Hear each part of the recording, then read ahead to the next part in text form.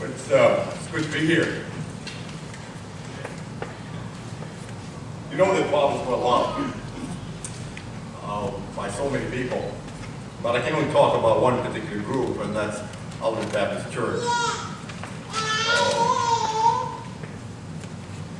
The love that the people there have for him extends only because he has given to them a lot of his love and love of both he and Gail. You will never find, I think, in my estimation, a better servant for God than these two individuals. You will never find individuals that are willing to literally get their hands dirty, not just doing the mundane things such as sweeping and cleaning and so forth, but literally serving where people are at, whether it be in a food pantry or feeding the individuals at Kakaako. But generally their witness is very real. They literally share the Word of God. So I want to thank you, all of you, for your kind invitation that you've allowed me to share with you in this installation of the new pastor today. And so with that, let me share with you my selected reading. And it comes from Paul's letter to the Corinthian church. And I'll be reading to you from 1 Corinthians chapter 2, beginning from verse 1 and reading to verse 5. And I, brethren, when I came to you, did not come with excellence of speech or of wisdom declaring to you the testimony of God. For I determined not to know anything among you except Jesus Christ and him crucified. I was with you in weakness and fear and in much trembling. And my speech and my preaching were not with persuasive words of human wisdom, but in the demonstration of the Spirit and of power, that your faith should not be in the wisdom of men, but in the power of God. May the Lord bless the reading of His Word, and those who hear, and those who hear. Today is a formal celebration of a new partnership between New One Baptist Church and the Reverend Robert Gerhardt. It is a day that is marked with new beginnings. It's an ideal time to make some resolution for your future together as pastor and as people. The prophet Isaiah wrote these words. God said, "Do not remember the former things, or consider the things of old. I'm about to do a new thing. Now it springs forth. Do you not perceive it?" And all of God's people said, "Amen." Yes, we perceive it. In fact, we celebrate and embrace it. I believe that the words that I read to you from Paul's letter, 1 Corinthians 2, 1 through 5, will help you to embrace this new beginning, and also to help each of you to make the right kind of resolutions as you proceed forward from this day. Now, I wonder what Paul was like as a pastor and preacher. Now, no one would ever argue against the idea that he was the greatest missionary in the Christian church. And therefore, one would conclude that he must have been a great preacher as well. But it was not Paul's personal estimation of himself. He said, "When I came to you, brothers, I did not come with eloquence of superior wisdom as I proclaimed to you the testimony about God." Paul declared that neither his words nor his wisdom should be ever construed to be superior to everything else that they had ever heard or learned. There was nothing particularly outstanding about Paul's message. He simply proclaimed the testimony of God, which he defined as Jesus Christ and him crucified.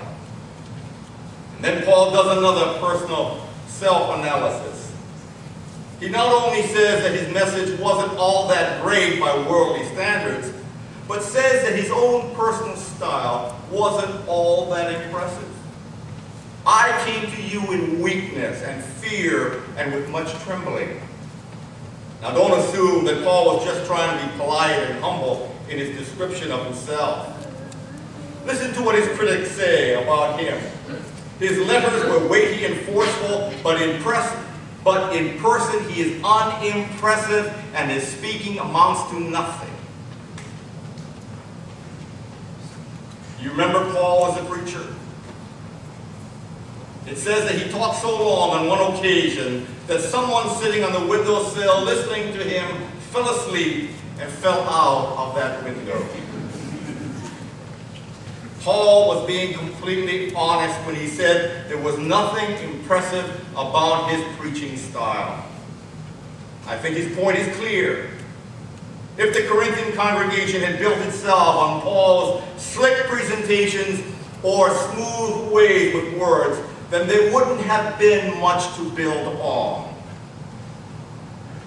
Crystal Cathedral and his congregation were built heavily on one man.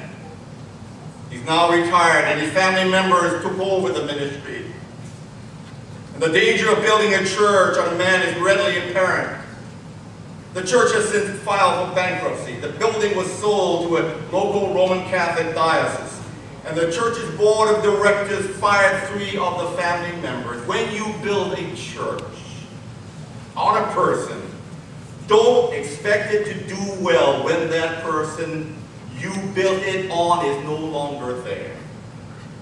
There is no question in my mind that a church can be greatly blessed through the ministry of a faithful leader pastor. But there is also no question that focusing on a pastor's personal style is focusing on a sinful human being. Let me say this to you, that human beings make a lousy foundation for a church's existence. And so if your resolution this morning is to build this church on the basis of a mere mortal, on the personal style of a pastor, then your foundation will be unstable and your focus will be misguided. And so where should we focus? Where should your focus be? Listen to verse 2 of this passage. In it, Paul gives us the right resolution for Nu'uanu on this day. He says, quote, I resolved to know nothing while I was with you except Jesus Christ and Him crucified. This was the center point of his preaching.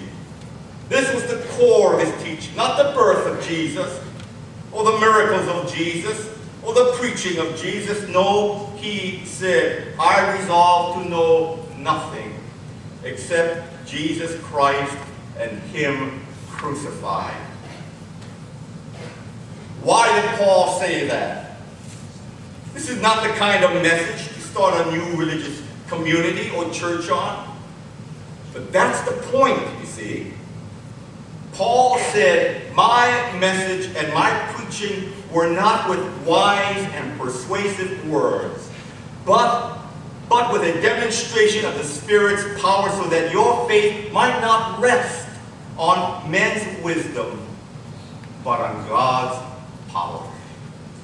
Paul was preaching God's message. And because it was God's message, it was a message packed with divine power. The message of Christ crucified was a demonstration of the Spirit's power. The power to convert the lost to faith in Christ. And the power to confirm to every believer their faith in the risen Lord. It is instructive to note how Paul defines faithful preaching. Jesus Christ and Him crucified. What is this book about? It is not about God giving you advice. It is not about His inspiration for your life or His direction for your daily decisions. Neither is it a book about moral and practical advice featuring Jesus Christ as your life coach. It is the Word of God about one man's innocent life lived on behalf of all of us.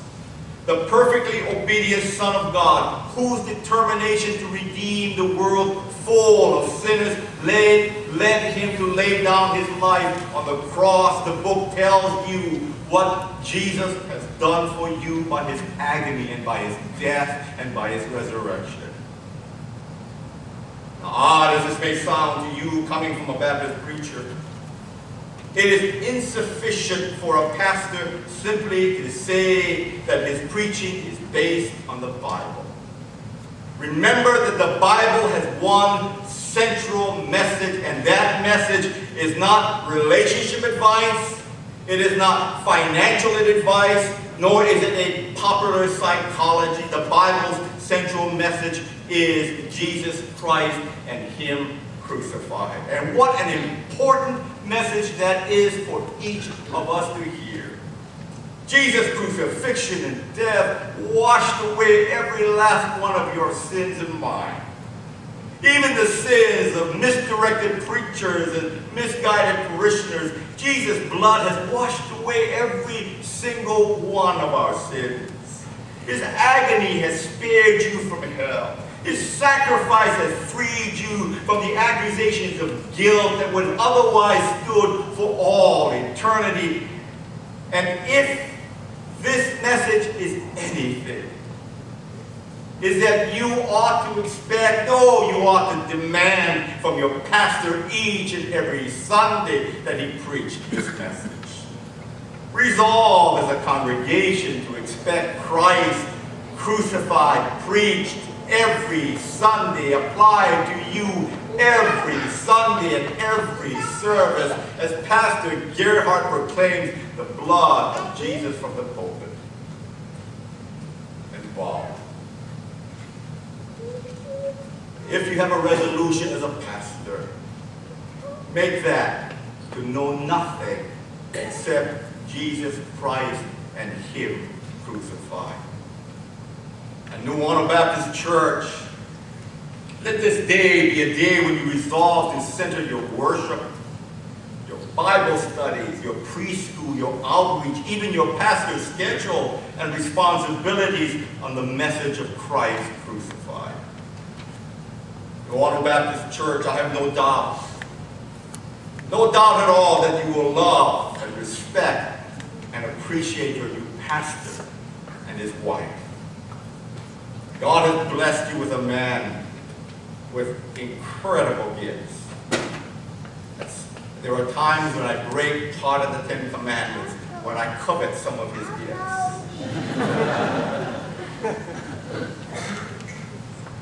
He's a man with a likable personality. You'll love him instantly. He's a pastor with a heart for people. He and Gail are great servants of God. And they will love you with all of their heart. And I don't think there is much more that any congregation could ever want in a pastor.